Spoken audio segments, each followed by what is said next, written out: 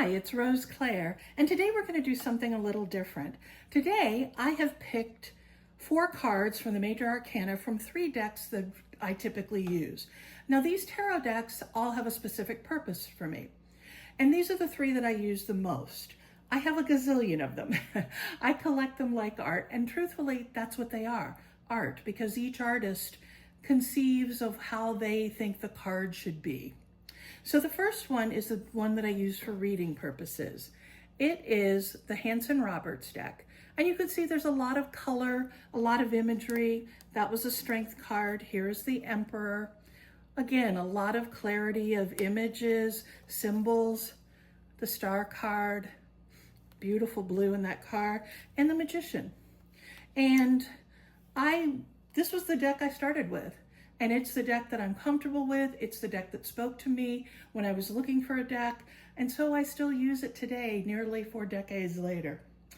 But it's interesting to compare that to the deck I use for what I like to call shadow work, which is Kim Kranz's Wild and Unknown Tarot.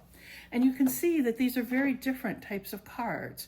The images, there aren't people in these images. There are nature and animals, celestial images. So the same cards, Strength, Emperor, Star, and Magician, very different. And yet this deck works really well for me when I feel like I need to really look at some shadow things. All right, last but certainly not least, the Rider-Waite-Smith deck, which is what I use for teaching.